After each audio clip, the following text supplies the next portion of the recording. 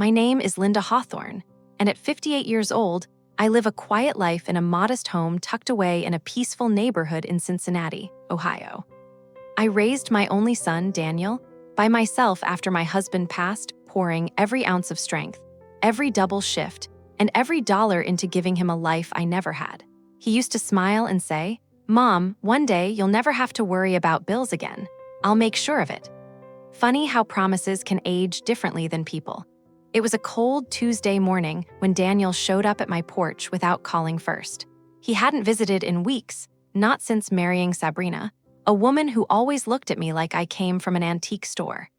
Daniel stepped inside, rubbing his hands together like he was trying to warm up courage.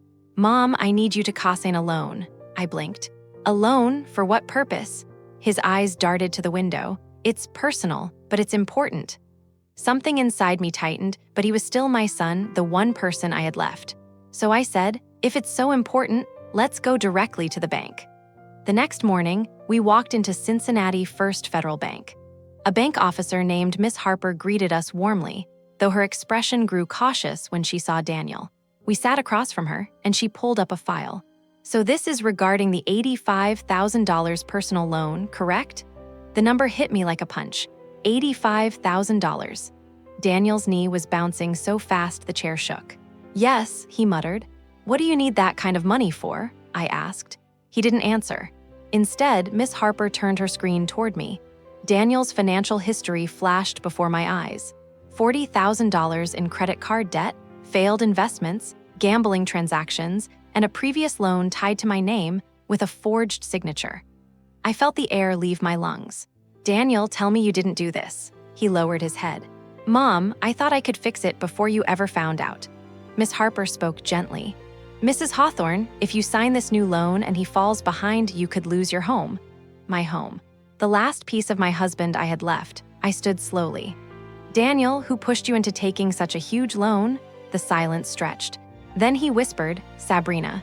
She wants to open a luxury beauty bar. She said once it succeeds, all the debts will disappear." I turned to Miss Harper. "I won't be costing anything." She offered a fraud report form. Daniel went pale. "Mom, please, I'm your son." My heart ached, but I stayed firm. "I'm not pressing charges, but I am protecting myself." 2 weeks later, Miss Harper called.